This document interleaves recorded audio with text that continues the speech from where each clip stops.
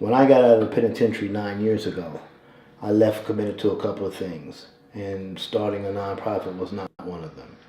I was going to stay clean and sober.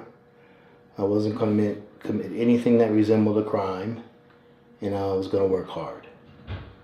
And beyond that, the vision for what my life could be was really unrefined and undefined. I was just, after almost 20 years, really just open to seeing what life might have to offer me. And what I've become over the last, say, 10 or 11 years is a better and better life manager. Someone said to me, Hassan, how are you doing this? And my response immediately was, I'm just staying out of the way. Because one, I understand my connection to my past. And historically, it's been one where I've misplayed opportunities. I've not made the best of chances given to me.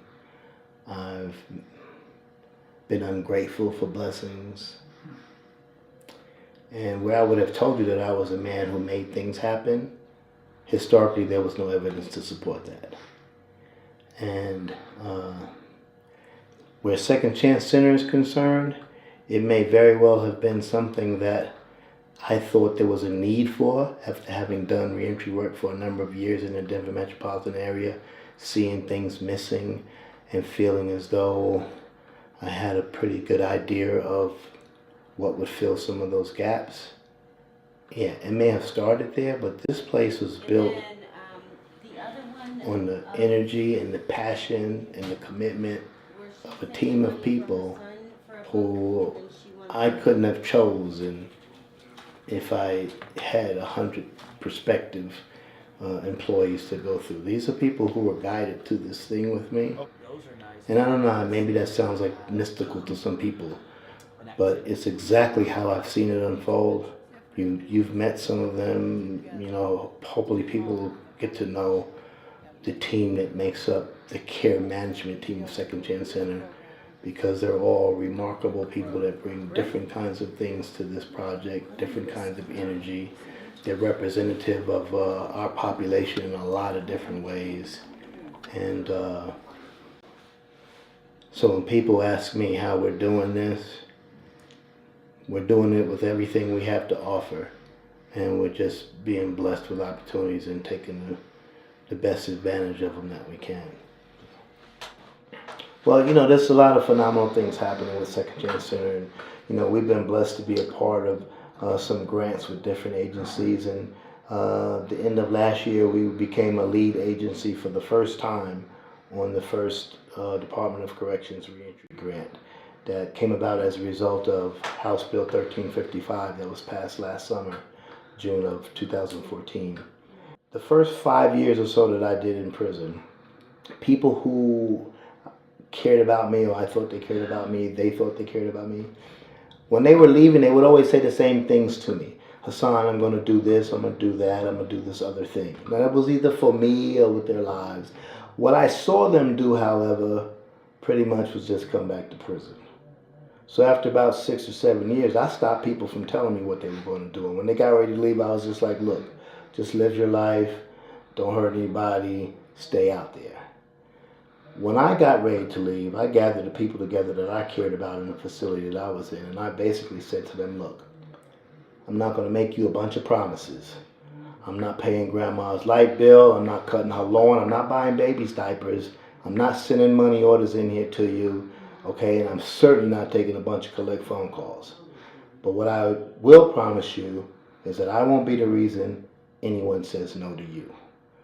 Now, to me, that was a big umbrella, because it meant I had to live my life in a certain way. I had to stay out of the news and out of jail and out of custody and out here. The phenomenal thing about it, and it's really more like a phenomenon, is that now, because of this work that we've been afforded an opportunity to do, we may very well be the reason they say yes to some people. Just by the very example of those of us who have come out here and worked hard and established ourselves as citizens and are giving back. I'm not just talking about my staff in particular, but I'm talking about many of our clients who are out here after years, back with their families, part of their religious communities, their churches, their mosques, their synagogues, with neighbors who have no idea of the struggles or the conflicts of their past. It's just a good neighbor, and it's because of examples like this. And we think that our community service arm, FORCE, former offenders reintegrated for community enrichment, part of our job and the members of that entity, part of their job is to role model for the community at large, society at large, that people are redeemable, lives can be rebuilt, and what you were doesn't necessarily mean that's who you are or who you're going to be. And so it's a team effort on a lot of levels, this work that we're doing. And so I feel now, I think back to that day 9 years ago when I said those things to people I cared about. And some of them I've seen since come right through Second Chance Center and wrap their arms around me and felt some kind of way about me being here for them. People say, I love me some me.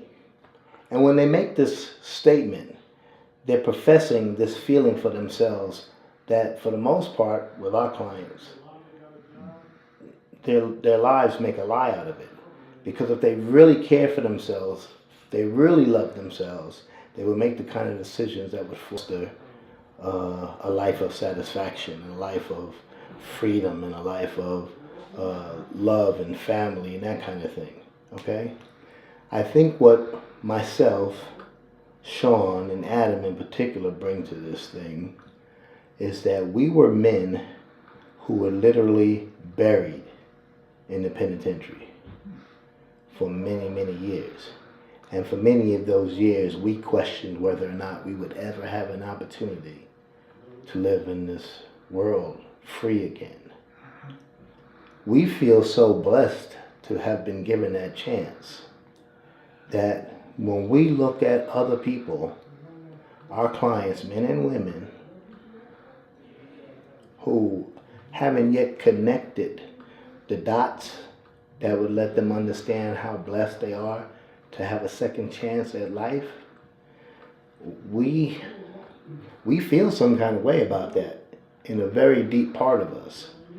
And I think that that's an expression of love when you want for your brother and your sister that which you want for yourself. That's what we believe. I think that's what we try to practice with our work. And we want someone to be able to look at themselves in the mirror and feel as though they're in the right place, they're doing the right thing, they have opportunities to live a life not afraid, to live a life not feeling desperation or pain unnecessarily. And we want that for people. We think that's the best way to show love to this next person, is to help them find that place in their life if possible. That's how we love it around here.